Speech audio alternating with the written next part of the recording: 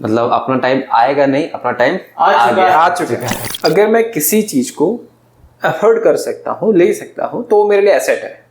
Okay. But अगर मुझे उस पर लोन लेना पड़ रहा है, लोन लेके मैं परचेज कर रहा हूँ, तो वो मेरे लिए लाइबिलिटीज है।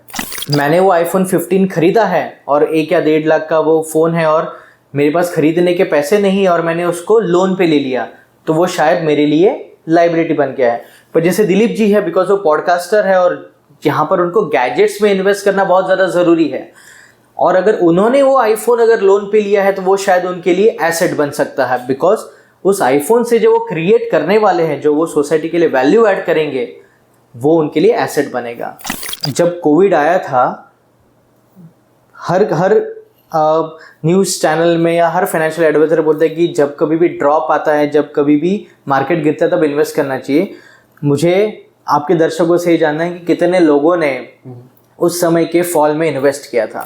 तो ये 10 लाख बन जाएंगे अगले 5 सालों में 20 लाख, 20 लाख का 40 लाख, 40 लाख का 80 लाख, 80 लाख का 1 करोड़ 60 लाख। केवल 20 सालों में आपने 10 लाख रुपए 1 करोड़ 60 लाख बना दिए, और अगले केवल 5 साल में 1 करोड़ 60 लाख बन जाएगी 3 करोड़ 20 लाख। नमस्कार, मेरा नाम है दिलीप सिंह और आप सबका फिर से स्वागत है दिलीप सिंह शो पे। आज हमारे साथ में 2 बहुत ही बड़े महारथी हैं और ये लोग फाइनेंस फील्ड से आते हैं और ये पिछले 20 साल से इस फील्ड में हैं और ये दोनों बहुत ही बड़े एक्सपर्ट्स हैं। तो इनसे हम इस वीडियो में हम जानेंगे कि इनकी एक्सपर्टीज क्या है और ये हमें कैसे हेल्प कर सकते हैं अपने लाइफ में, जो भी इन्वेस्टमेंट हम अपने लाइफ में इन्वेस्टमेंट करते हैं उसको मैनेज करने में। और सबसे बड़ी बात इनके बारे में बता दूं, इनके बारे में ये लोग 120 करोड़ रुपए का ये लोग एसेट्स मैनेज करते हैं। तो आप दोनों का बहुत बहुत स्वागत है सर, संकेत जी और मनोज जी।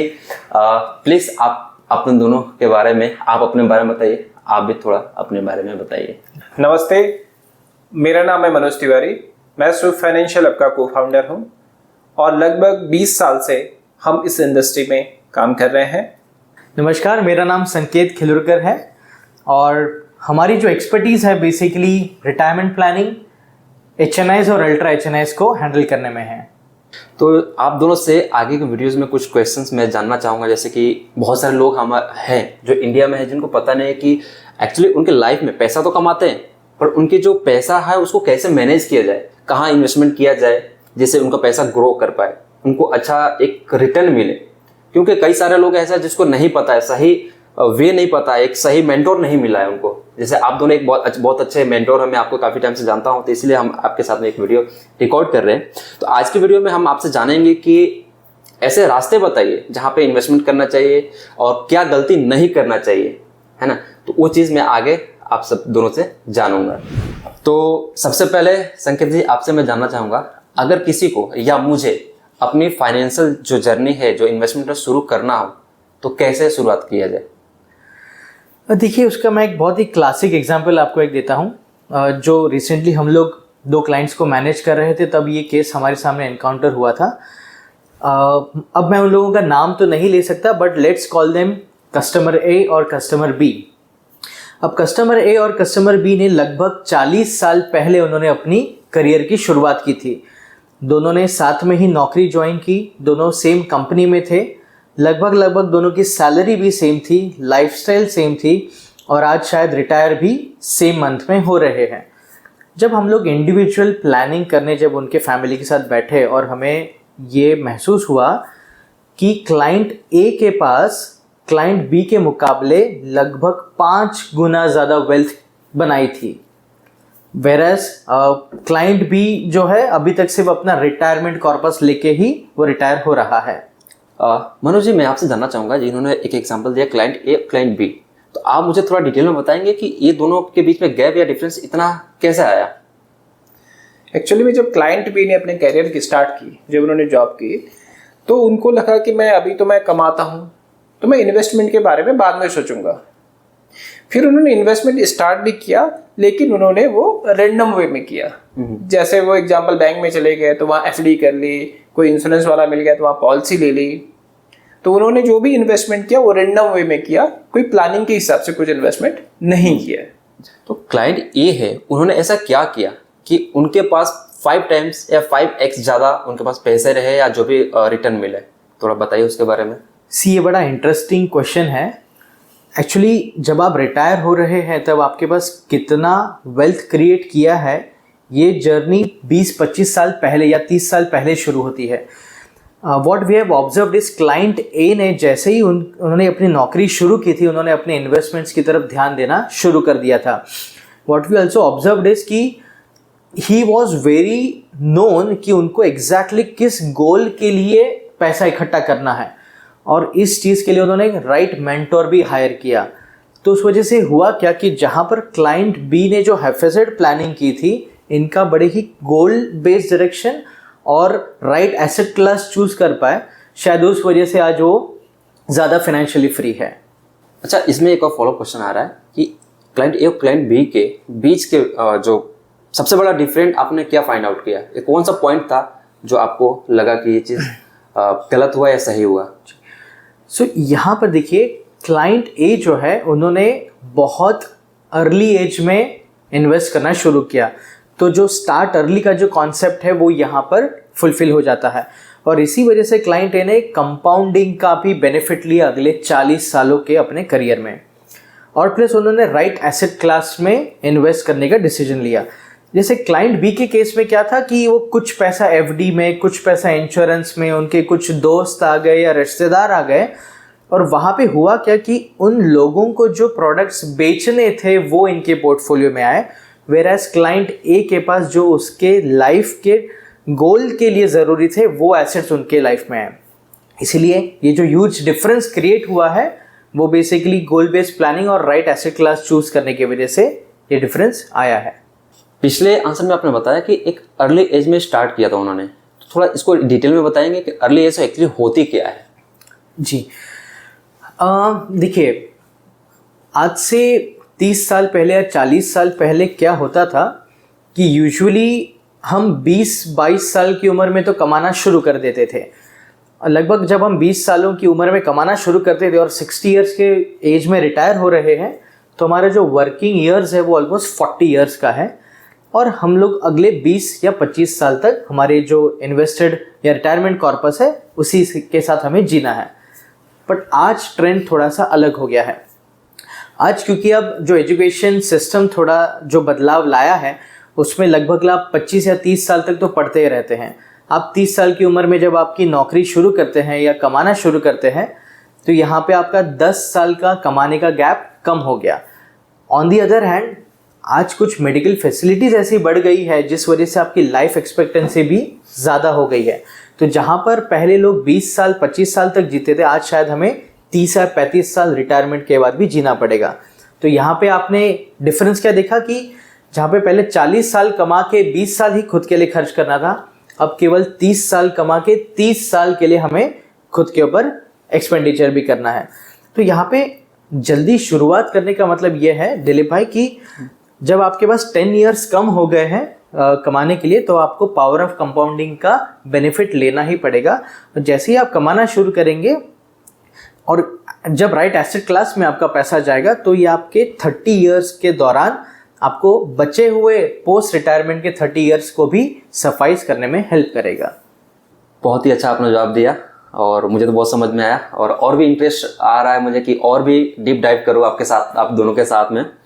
तो अभी एक दो वर्ड आप बार बार यूज़ कर रहे हैं कि राइट एसेट क्लास और दूसरा गोल बेस्ड प्लानिंग, ये दोनों क्या होते हैं? थोड़ा सा इसमें और बताइए, तो मुझे और भी इंटरेस्ट आ रहा है, तो और भी मज़ा आएगा, और शायद आगे मुझे प्लानिंग जो करूँगा उसमें जो डिसीजन लेना है वो मैं अच्छे से ले पाऊँ। देखिए, मैं उसको थोड़ा सा सिंप्लीफाई करने की कोशिश करता हूँ।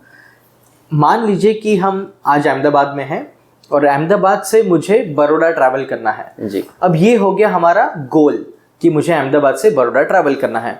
अब हमारे पास 2 एसेट क्लास है या 2 व्हीकल है, या तो हम कार से भी ट्रैवल कर सकते हैं या हम फ्लाइट से भी ट्रैवल कर सकते हैं। अब दिलीप भाई, आप अहमदाबाद से बड़ौदा जाने के लिए कार लेंगे या फ्लाइट लेंगे? देखिए, अहमदाबाद से बड़ौदा 100 किलोमीटर है, तो ऑब्वियस है मैं कार प्रेफर करूँगा। और क्यों? देखिए, अब अगर मुझे फ्लाइट से जानी है, उसमें पहला तो वहाँ पे मुझे एयरपोर्ट जल्दी पहुँचना पड़ेगा और उसमें कॉस्ट भी ज़्यादा आएगी। उससे बेटर है कि जो एयरपोर्ट 2 घंटे पहले पहुँचूंगा, 2 घंटे में तो बड़ौदा पहुँच जाऊँगा, तो वहाँ पे मेरी टाइम भी सेव होगी और पैसा भी सेव होगा। आपने बहुत सही कहा। अब सिमिलरली मैं आपको दूसरा एग्जांपल देता हूँ, जहाँ पर मुझे अब अहमदाबाद से बॉम्बे जाना है और फिर मेरे पास वापस 2 व्हीकल का ऑप्शन है, एक है कार और एक है फ्लाइट। तो आई थिंक यहाँ पर आप कहेंगे कि मुझे जब बॉम्बे जाना है तो मैं शायद फ्लाइट को चूज़ करूँगा। Yes. क्योंकि जो अहमदाबाद टू बॉम्बे की जो जर्नी है, जो 8 या 10 घंटे की जर्नी है, वो कार में मेरे लिए बहुत ज़्यादा पेनफुल हो जाएगी और मेरा बहुत ज़्यादा समय भी उसमें चला जाएगा। बट वही अगर मैं फ़्लाइट चूज़ करूँगा तो शायद 1 घंटे में मैं बॉम्बे पहुँच जाऊँगा। सी यहाँ पर मैंने बताने की कोशिश ये की है, गाड़ी या प्लेन ये सही या गलत नहीं है, एफडी या इक्विटी म्यूचुअल फंड ये कहीं सही या गलत नहीं है।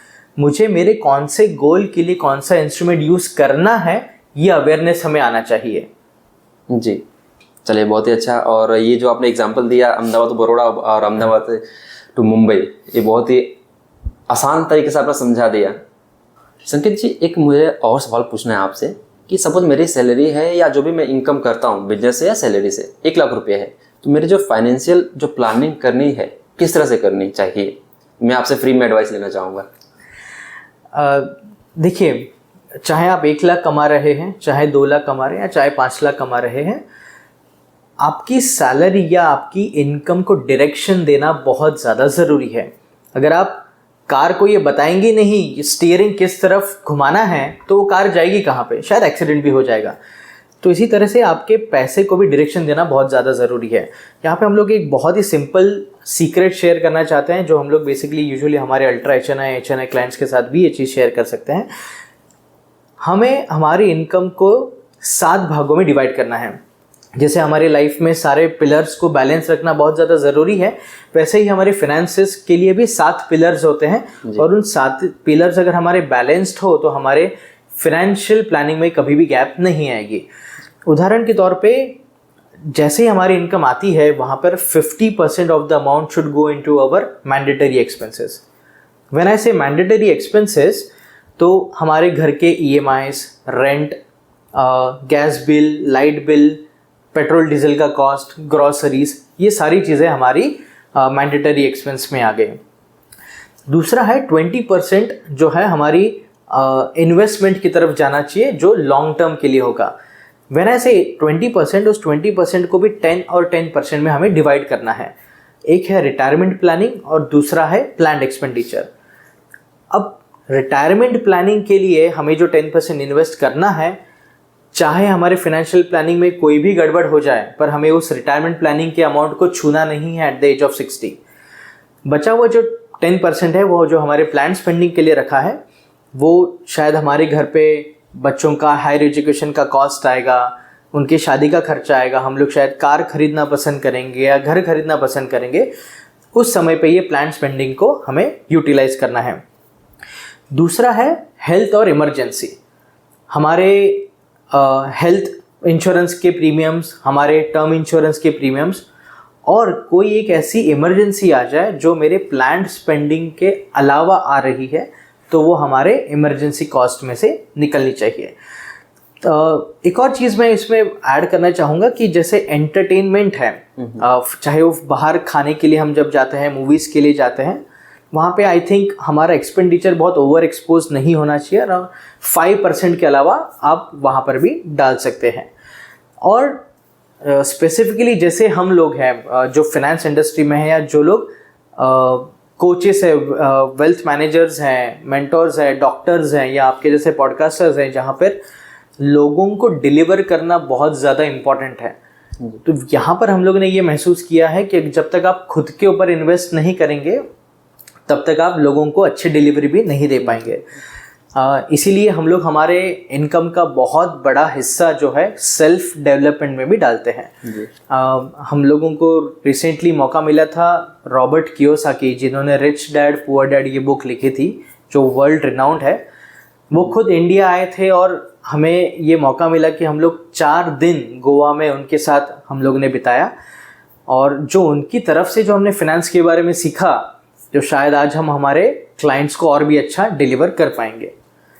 पर यहाँ पर सब जगह पे मैंने खुद की बात की, खुद का डेवलपमेंट, खुद का रिटायरमेंट, खुद का प्लान स्पेंडिंग, खुद का एन्जॉयमेंट। हमारे इनकम में से 5% हिस्सा या 10% हिस्सा हमारे समाज के कल्याण के लिए भी जाना चाहिए। जैसे कि आप गरीब बच्चों को अगर आप पढ़ा सके, आप उनको खाना खिला सके, ओल्ड एज होम्स में जाके अगर उनके लिए आप कुछ कर सकते हैं, एनिमल वेलफेयर के लिए कुछ आप कर सकते हैं, तो ये चीज़ें भी बहुत ज़्यादा ज़रूरी है। आपका कार्मिक अकाउंट ही डिसाइड करेगा कि आपका फ्यूचर क्या होगा।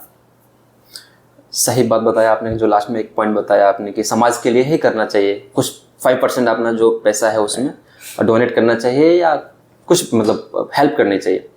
ऐसे एक एपिसोड हमने रिकॉर्ड किया था मिस्टर भरत सिसोदिया जी के साथ में। वो भी एक बहुत ही अच्छा काम कर रहे हैं जो कि एनवायरनमेंट को बचाने के लिए सिंगल यूज़ प्लास्टिक को अवॉइड करना, फिर बहुत से प्लांटेशन करना, यानी कि वो 100 डेंस फॉरेस्ट लगा रहे हैं, प्लस 5 लाख ट्रीज को मेंटेन करना चाहते हैं। तो वो भी बहुत ही अच्छा वो काम कर रहे हैं। और आई थिंक आप भी उनके साथ में कनेक्टेड है और उनको सपोर्ट कर रहे हैं, जैसे कि जो भी अच्छा काम कर रहे हैं जी। तो जो एनवायरनमेंट को बचाने में आपका भी बहुत योगदान है। और आपने जो 5% की जो बात की वो आप खुद कर ही रहे हैं, तो ये एग्जांपल लाइव है हमारे सामने। एब्सोल्युटली। सो ये जो आपका 5% कंट्रीब्यूशन है टुवर्ड्स द एनवायरनमेंट हो सकता है, टुवर्ड्स ओल्ड एज होम हो सकता है, या जहाँ पर भी आपको लगता है कि आपको ये कंट्रीब्यूट करके आप कुछ वैल्यू ऐड कर रहे हैं। चलिए, बहुत ही अच्छा है। और ये जो पॉइंट सबसे अच्छा था मुझे यही लगा लास्ट में, क्योंकि हम अपने लिए तो बहुत करते हैं, एब्सोल्युटली, समाज के लिए भी हमारा दायित्व है कि हम समाज को भी कुछ दे। मनोज जी, आपसे एक और सवाल करता हूँ मैं जी। एक शब्द मैं नया सुन रहा हूँ, लाइफस्टाइल इन्फ्लेशन। इन्फ्लेशन तो समझ में आता था, हमने पढ़ाई भी किया और रेगुलर लाइफ में हम जानते हैं। एक नया शब्द मुझे सुनने को मिल रहा है कि लाइफस्टाइल इन्फ्लेशन। थोड़ा सा उसके बारे में बताइए। आप एक मेंटोर है तो आपको ज़्यादा आइडिया है क्या चीज़ होती है, तो मुझे थोड़ा सा आसान शब्दों में बताइए और हमारे व्यूअर्स को भी बताइए एक्चुअली होता क्या है। देखिए, इसको मैं सिंपल वे में समझाता हूँ कि आज से 10 साल पहले बड़ा पाव जो है वो 5 रुपए का आता था जी, और आज की कीमत उसकी है 20 रुपए। तो ये तो हो गया सिंपल इन्फ्लेशन। अब वही बड़ा पाव की जगह ले ली है बर्गर ने, जो आता है 100 रुपए का। तो ये हो गया लाइफस्टाइल इन्फ्लेशन। ओके। तो इसी तरह से हर चीज में हमारी लाइफ में लाइफस्टाइल इन्फ्लेशन है। अगर मैं बात करूं तो पहले हम लोग मोस्टली ट्रेन में ट्रैवल करते थे। अगर मुझे यहाँ से मुंबई जाना है तो ट्रेन में ट्रैवल करते थे, या यहाँ से दिल्ली जाना है या कहीं भी जाना है, बट अब हम मोस्टली फ्लाइट लेते हैं। तो ये भी एक लाइफस्टाइल इन्फ्लेशन है। सेम थिंग अगर मैं बात करूं, पहले हम लोग नोकिया का फोन लेते थे जो बटन वाला फोन हुआ करता था। आज हम एप्पल फोन यूज कर रहे हैं जो करीबन 1 से 1.5 लाख रुपए के बीच में है। इसी तरह से हर चीज में, लाइफस्टाइल की हर चीज में हमारा लाइफस्टाइल इन्फ्लेशन है। शंकर जी, अगला क्वेश्चन मैं आपसे करूंगा, 1 बाय 1 आप दोनों से मैं पूछता रहूंगा। तो अगला क्वेश्चन ये है कि जो इन्वेस्टर है कौन सी गलती करते हैं जिससे उनको लॉस होता है या उनके मतलब गलत जगह पे इन्वेस्टमेंट कर देते हैं, तो उनको आप क्या एडवाइस देंगे जिससे कि वो गलती ना करे, उनका पैसा बचे? देखिए दिलीप जी, हम लोग का एक और ऑब्जर्वेशन है कि जब भी कोई व्यक्ति कमाना शुरू कर देता है ना अर्ली एज में, वो इमीडिएटली ईएमआई के ट्रैप में फंस जाता है। अब वो यूजुअली या तो पेरेंटल प्रेशर से होता है या उनको ऐसा लगता है कि रियल एस्टेट ओन कर लेने से वो अपने लिए एक एसेट क्रिएट कर रहे हैं। बट हालांकि एक बार आपने जब वो ईएमआई के ट्रैप में फंस गए तो अगले 20 साल तक आपको वो लोन चुकाना है। अब वो घर आपके लिए एसेट तो नहीं बल्कि अब लाइबिलिटी बन चुका होता है। सेकेंडली, हम लोगों ने ये ऑब्जर्व किया है कि जब एक फाइनेंशियल प्लानिंग में जब आप ध्यान देना शुरू करते हैं तो आप मल्टीपल एडवाइजर्स के पास चले जाते हैं। तो जैसे क्लाइंट बी के केस में हम लोग ने देखा कि जहाँ पर उसने कुछ पैसा अपने रिश्तेदारों को दे दिया, कुछ बैंक वाले को दे दिया, कुछ अपने दोस्तों को दे दिया, यहाँ पर हुआ क्या कि आप आपके फाइनेंशियल गोल्स के लिए काम नहीं कर रहे हैं बल्कि वो अपना बिजनेस बढ़ाने के लिए आपके पास में आए थे। तो ये भी आपको बहुत ध्यान देना है कि invest your time in finding a great advisor और अ मेंटर। एक बार जब आपने राइट एडवाइज़र या मेंटर अगर आपके साथ में है, he will make sure, he is accountable कि वो आपकी फाइनेंशियल जर्नी को बड़ा स्मूथ बनाए और आपके एंड गोल तक आपको लेके जाए। तीसरा हम लोगों ने एक बहुत बड़ा और इम्पॉर्टेंट जो हम लोगों ने पॉइंट यहाँ पे बेसिकली देखा है कि लोग do it your self mode में चले जाते हैं। अब डू इट योर सेल्फ में जाने में कोई दिक्कत नहीं है, पर यहाँ पे बस आपको 3 चीज़ों का ध्यान रखना है। पहला, क्या आपको equity as an asset class या डेट कैटेगरी की समझ है या नहीं, या आप इस बारे में कितना पढ़ चुके हैं या पढ़ना जानते हैं। अगर आपको इन एसेट क्लास को एसेस करना आता है तो फिर आप ज़रूर डू इट योरसेल्फ कर सकते हैं। दूसरा, क्या आपके पास समय है। सी आप बाय प्रोफेशन है ही डॉक्टर, या आप बाय प्रोफेशन शायद एक आईटी इंजीनियर है, या आप कुछ और हो सकते हैं। अब आप हफ्ते भर जॉब करने के बाद सैटरडे संडे आपके फैमिली को टाइम देंगे या आप ये इक्विटी एसेट क्लास के बारे में पढ़ना पसंद करेंगे। तो आपके पास अगर समय है और आप कर सकते हैं तो फिर डेफिनेटली आप डू इट योरसेल्फ में जाइए। और तीसरा इम्पॉर्टेंट ये है कि आपके पास वो इमोशनल कंट्रोल है। जब कोविड आया था, हर न्यूज़ चैनल में या हर फाइनेंशियल एडवाइजर बोलते हैं कि जब कभी भी ड्रॉप आता है, जब कभी भी मार्केट गिरता है, तब इन्वेस्ट करना चाहिए। मुझे आपके दर्शकों से ये जानना है कि कितने लोगों ने उस समय के फॉल में इन्वेस्ट किया था। शायद नेग्लिजिबल लोग होंगे।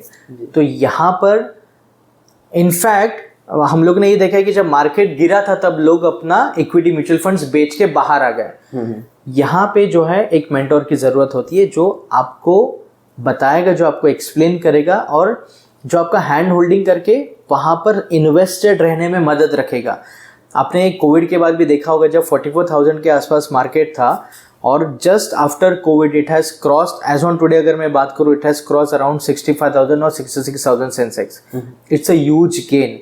पर अगर मैं 44,000 के मार्केट में ही अगर एग्जिट कर गया तो मैं जो बुल रैली आनी थी उसका तो मैं कभी फ़ायदा ले ही नहीं पाया। यहाँ पर एक फाइनेंशियल प्लानर या एक मेंटोर की जो इम्पोर्टेंस है वो यहाँ पर दिखती है। संकेत जी, मैं इसमें ना कुछ ऐड करना चाहता हूँ। देखिए, 5 साल के दौरान अगर देखें हम तो मार्केट में बहुत सारी सिचुएशंस होती हैं। 28 टाइम स्टेट इलेक्शन होंगे, एक टाइम असेंबली इलेक्शन होगा और करीबन 5 साल में 1300 बार जो भी क्लाइंट है उसका फंड अप एंड डाउन होगा, उसमें मूवमेंट रहेगा। तो वहाँ पे भी हैंड होल्डिंग की बहुत ज़्यादा ज़रूरत होती है। जैसे कि इनका जो आंसर था उसमें आपने ऐड किया, तो मैं आपसे ही पूछूंगा फिर से एक और सवाल कि फर्स्ट पॉइंट में हमें बताया गया कि अर्ली एज में लोग क्या करते हैं कि मतलब फ्लैट या कुछ भी प्रॉपर्टी खरीदे, property in the sense flat ले लिया, बंगलो ले लिया या कुछ टेनामेंट ले लिया, है ना। तो लोगों को लगता है या मुझे भी लगता है अभी भी कि वो एक एसेट है, पर आपके अकॉर्डिंग क्या वो लाइबिलिटी है या एसेट्स है? तो तुम मुझे बताइए, क्योंकि आपने इन्होंने बात किया रिच डैड पुअर डैड के बारे में, रॉबर्ट कियोसाकी के बारे में। आई थिंक उन्होंने भी कुछ इसके बारे में बोला है, तो आपका भी पॉइंट बताइए और उनका भी पॉइंट थोड़ा ऐड करके बताइए, जिससे कि मुझे और व्यूअर्स को आसानी से समझ में आए। देखिए, इसको मैं सिंपल भाषा में समझाता हूँ। अगर मैं किसी चीज़ को अफोर्ड कर सकता हूँ, ले सकता हूँ, तो वो मेरे लिए एसेट है। ओके। बट अगर मुझे उस पर लोन लेना पड़ रहा है, लोन लेके मैं परचेज कर रहा हूँ, तो वो मेरे लिए लाइबिलिटीज़ है। दूसरा एग्जांपल समझाता हूँ मैं कि फॉर एग्जांपल मैं मिडिल क्लास पर्सन हूँ और मुझे मर्सिडीज़ लेनी है और मुझे उस पर लोन लेके मर्सिडीज़ लेनी है, तो मेरे लिए वो लाइबिलिटीज़ है, एसेट नहीं है। ओके। वही चीज़ अगर मुकेश अंबानी जी को अगर मर्सिडीज़ लेनी है तो उनके लिए वो एसेट है। ओके। तो मेजर डिफरेंस यही है, अगर मैं उसको अफोर्ड कर सकता हूँ तो मेरे लिए एसेट है, अगर मुझे उसको लोन पे लाइबिलिटीज क्रिएट करनी है, लोन पे लेना है, तो वो लाइबिलिटीज है। मतलब आपका कहने का मतलब है कि अगर मेरे पास इतना पैसा है मैं कैश में उसको ले लूँ तो हमारे लिए वो एसेट्स है, अदरवाइज वो लाइबिलिटी है। यस, बिल्कुल। मैं इसमें एक और चीज़ ऐड करना चाहूँगा। जैसे हम लोग ने अभी बताया था कि लाइफस्टाइल इन्फ्लेशन, मतलब हम लोग जो पहले क्वालिटी कीपैड के फ़ोन यूज़ करते थे और आज हम लोग आईफोन यूज़ कर रहे हैं। अब वो आईफोन भी एज एन एग्जाम्पल, शायद किसी के केस में वो लाइबिलिटी हो और किसी के केस में वो एसेट हो। उदाहरण के तौर पे अगर मैंने वो आईफोन 15 खरीदा है और 1 या 1.5 लाख का वो फ़ोन है और मेरे पास खरीदने के पैसे नहीं और मैंने उसको लोन पे ले लिया, तो वो शायद मेरे लिए लाइबिलिटी बन गया है। पर जैसे दिलीप जी है, बिकॉज वो पॉडकास्टर है और यहाँ पर उनको गैजेट्स में इन्वेस्ट करना बहुत ज़्यादा ज़रूरी है, और अगर उन्होंने वो आईफोन अगर लोन पे लिया है तो वो शायद उनके लिए एसेट बन सकता है, बिकॉज उस आईफोन से जो वो क्रिएट करने वाले हैं, जो वो सोसाइटी के लिए वैल्यू ऐड करेंगे, वो उनके लिए एसेट बनेगा। जी, ये तो मुझे आपने इंक्लूड किया, बहुत अच्छी बात है। अब मैं अगला आईफोन में लेने वाला हूँ। संकेत जी, आपने जो अभी आंसर दिया उसके लिए बहुत बहुत थैंक यू। बहुत ही आसान शब्दों में आपने समझा दिया, मुझे भी समझ में आ गया और शायद हमारे व्यूअर्स को भी समझ में आ गया होगा। अगर आपको समझ में आ गया तो कमेंट करके ज़रूर बताइए, जिससे इन लोगों के पास मैसेज पहुंच पाए कि जिन्होंने जो लैंग्वेज यूज़ किया, जो इतने आसानी से समझाया, तो आपको समझ में आ गया, इनको भी पता चले। और बीच में आपने कहीं बात किया था पावर ऑफ कंपाउंडिंग के बारे में, तो पावर ऑफ कंपाउंडिंग होता क्या है, थोड़ा सा मुझे बताइए, व्यूअर्स को बताइए, जिससे हमें पता चले, हम भी अपने लाइफ में उसको यूज़ करके ग्रो कर पाए। सी, हर किसी के लाइफ में अब पावर ऑफ कंपाउंडिंग यूज़ करना ज़रूरी हो गया है। जैसे कि जब हम मनोज जी और दिलीप जी के साथ भी जब बात कर रहे थे, और जब इन्फ्लेशन और लाइफस्टाइल इन्फ्लेशन की बात कर रहे थे, अगर पावर ऑफ कंपाउंडिंग का आप यूज़ नहीं कर पा रहे हैं तो आप वड़ा पाव से बर्गर कभी नहीं खा पाएंगे। आइंस्टाइन ने भी एक्चुअली उसको 8 वंडर ऑफ द वर्ल्ड कहा गया है। ये कैसे काम करता है, मैं आपको एक बहुत सरल भाषा में समझाने की कोशिश करता हूँ। मान लीजिए आपके पास 10 लाख रुपए हैं और 15% पे आप ग्रो कर रहे हैं सालाना, तो ये 10 लाख बन जाएंगे अगले 5 सालों में 20 लाख, 20 लाख का 40 लाख, 40 लाख का 80 लाख, 80 लाख का 1 करोड़ 60 लाख। केवल 20 सालों में आपने 10 लाख रुपए 1 करोड़ 60 लाख बना दिए, और अगले केवल 5 साल में 1 करोड़ 60 लाख बन जाएंगे 3 crore 20 lakh. Can you imagine, 10 lakh रुपए केवल 20 सालों में 3 crore 20 lakh. This is the power of compounding. अब आप इसको एज अ लमसम यूज कर सकते हैं, आप उसको SIP के द्वारा यूज कर सकते हैं, जो भी आपकी फाइनेंशियल कंडीशन अलाउ करे, but please get into power of compounding. Manoj ji, अगला सवाल आपसे है। जब से नरेंद्र मोदी जी PM बने हैं, न्यूज़ में उनकी स्पीच आती रहती है, वो बोलते रहते थे कि हमारी जो इंडिया की इकोनॉमी है वो 3 ट्रिलियन तक जानी है। हालांकि वो आ चुकी, अभी उनका टारगेट ये है कि 5 ट्रिलियन तक जाए। नॉर्मल मैं अपनी बात करूँ, सुनता हूँ, लेकिन मुझे समझ में नहीं आता एक्चुअली ये सब चीज़ें, वर्ड की मीनिंग होता क्या है।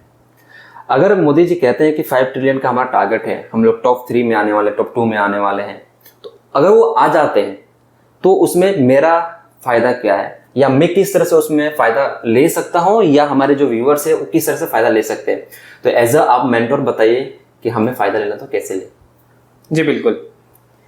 देखिए, मैं आपको किसी भी देश की इकोनॉमी 2 चीज़ पे चलती है, एक है प्रोडक्शन और दूसरा है कंजप्शन। अगर मैं चाइना की बात करूं तो चाइना पूरा प्रोडक्शन पे चलता है और US जो है वो कंजप्शन पे चलता है। सौभाग्य से इंडिया में दोनों चीज़ें हैं। 140 करोड़ हम खुद हैं, तो यहाँ पे कंजप्शन तो फुल है। उसके अलावा make in India Modi ji ने बोला है बहुत बार, तो मेक इन इंडिया के हिसाब से प्रोडक्शन भी बहुत ज़्यादा है। सेकेंड में बात करूँ तो जो इंडिया की इकोनॉमी है, फास्टिंग ग्रोइंग इकोनॉमी है, उसका एक और भी कारण है, हम वर्ल्ड में सबसे यंगेस्ट कंट्री हैं।